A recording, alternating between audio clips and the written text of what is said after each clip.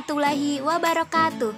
Anandaku yang soleh dan solehah, apa kabarnya hari ini? Semoga selalu semangat ya. Yuk kita tepuk semangat dulu.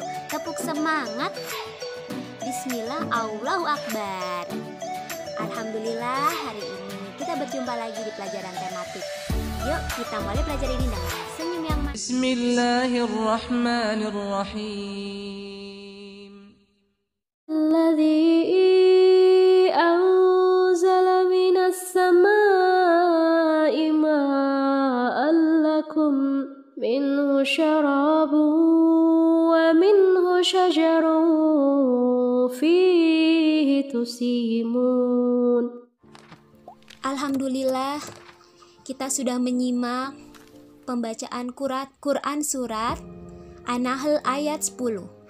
Ya, kita patut bersyukur semua sumber daya alam yang ada di dunia ini adalah anugerah dari Allah Subhanahu wa taala, khususnya di Indonesia.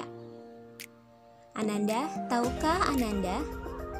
Ya, Indonesia sangat kaya. Lihatlah, 10 jenis bunga dunia tumbuh di Indonesia.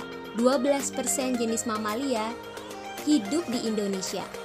16% reptil di dunia hidup di Indonesia. 17 jenis burung hidup di Indonesia. Ya. 18% dari jenis terumbu karang, 25% hewan laut hidup di Indonesia. Dan Indonesia juga akan kaya hasil pertanian, hutan, dan tambang. Dari ketampakan alam, wilayah daratan ada berupa dataran tinggi, rendah, pegunungan, gunung, pantai. Disinilah mengandung banyak manfaat. Selain itu, wilayah daratan Indonesia itu subur. Nah, selain itu juga ada wilayah perairan berupa sungai, danau, laut, selat, teluk, dan rawa. Disinilah sangat bermanfaat sebagai jalur transportasi.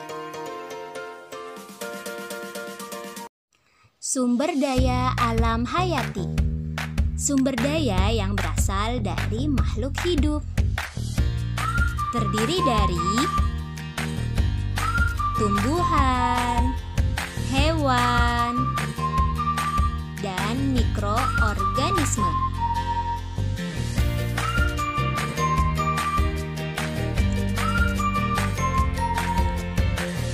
Manfaat sumber daya alam hayati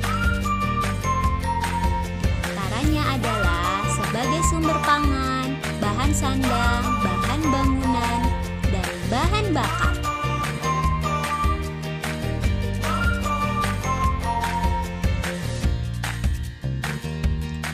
Sumber daya tumbuhan terdiri dari hasil hutan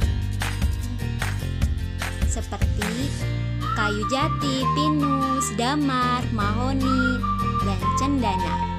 Berbagai macam bunga dan tumbuhan yang bermanfaat bagi manusia. Contohnya adalah hutan damar di Lampung, hutan pinus di Bau-Bau. Hutan menjaga keseimbangan alam, hutan menyimpan air, menjaga keseimbangan air, dan yang paling penting adalah menghasilkan oksigen.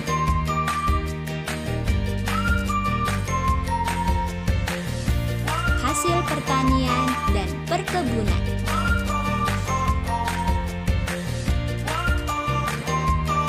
Hasil pertanian padi, palawija, rempah-rempah, sayuran, dan buah. Rempah-rempah sangat bermanfaat ya ketika ibunda kita memasak. Ada buah dan sayur ya untuk konsumsi manusia agar selalu sehat. Hasil perkebunan diantaranya kapas, karet, kelapa sawit, teh, kopi, coklat, dan tebu.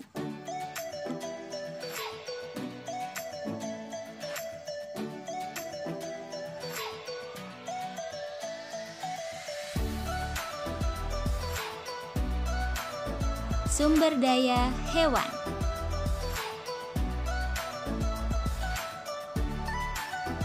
Contohnya adalah hewan terdiri dari hewan liar.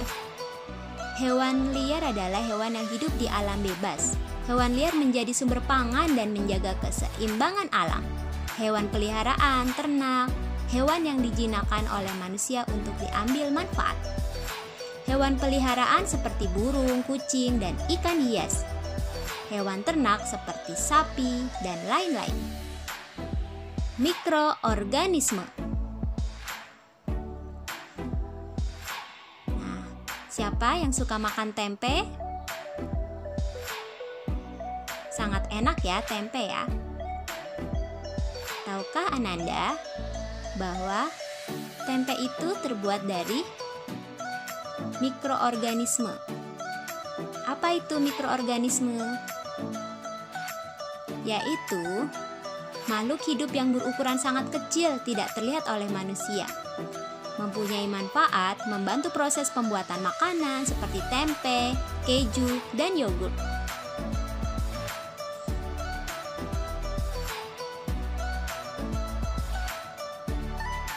Oke Ananda, tadi kita sudah belajar tentang sumber daya alam hayati. Semoga Ananda hari ini lebih paham ya.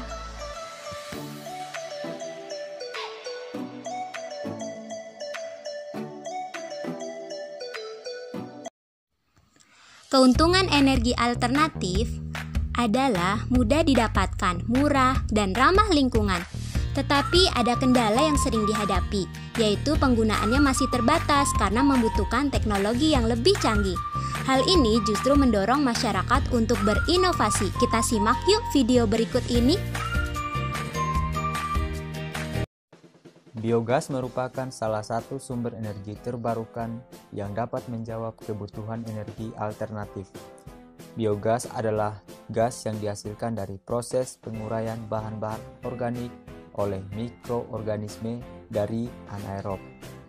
Untuk menghasilkan biogas dibutuhkan reaktor biogas atau yang disebut digester, yang merupakan satu instalasi kedap udara sehingga proses dekomposisi bahan organik dapat berjalan secara optimum. Bahan yang digunakan dalam pembuatan biogas ini adalah kotoran sapi potong yang bisa dijadikan salah satu sumber energi alternatif. Manfaat dari biogas kotoran sapi potong yaitu dapat menjadi bahan bakar energi untuk kebutuhan rumah tangga dan menekan biaya pengeluaran dalam pembelian bahan bakar minyak atau LPG. Limbah dari pembuangan digester biogas dapat secara langsung dijadikan pupuk organik untuk tanaman atau lahan pertanian. Tahap pertama, posisi drum direbahkan dan 3 sisi drum dilubangi untuk saluran pengisian atau inlet dengan kemiringan 45 derajat dan pembuangan slurry atau outlet dengan kemiringan 45 derajat dan saluran gas tegap lurus ke atas. Tahap kedua, saluran gas menggunakan selang berukuran 3/4 dim dari digester ke penampungan gas.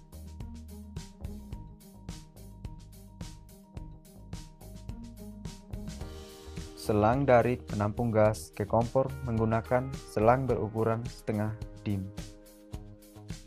Tahap ketiga, tabung penampung gas menggunakan plastik dengan ukuran 100 cm x 60 cm. Kedua sisinya diikat menggunakan karet ban.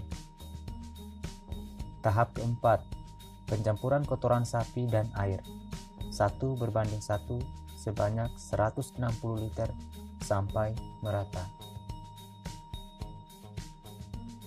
Tahap kelima, bahan diisi ke dalam digester melalui saluran pengisian 75-85% dari daya tampung digester dan pastikan bahan keluar dari saluran pembuangan atau outlet.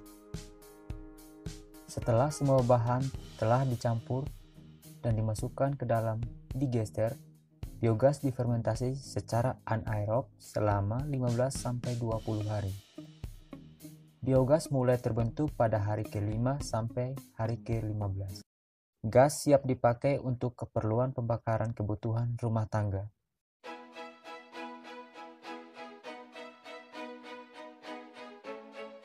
Setelah pemakaian gas pertama, digester diisi kembali dengan kotoran sapi segar sebanyak 20 kg per hari dengan kotoran sapi dan air. Perbandingan secara rutin 1:1.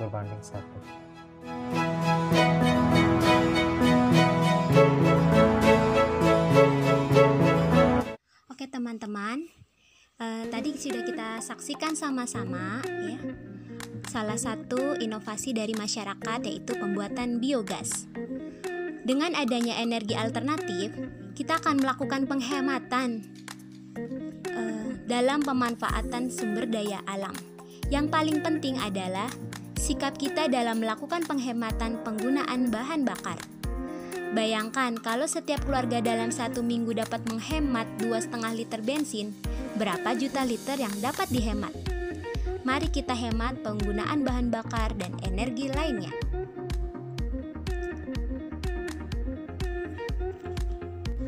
Terima kasih Anandaku. Hari ini kita sudah belajar tentang sumber daya alam. Semoga kita sama-sama bisa menjaga kelestarian alam ini. Oke, kita lanjutkan pembelajaran. Anandaku sayang bersiap untuk mengisi tugas hari ini lewat Google Form. Terima kasih. Wassalamualaikum warahmatullahi wabarakatuh.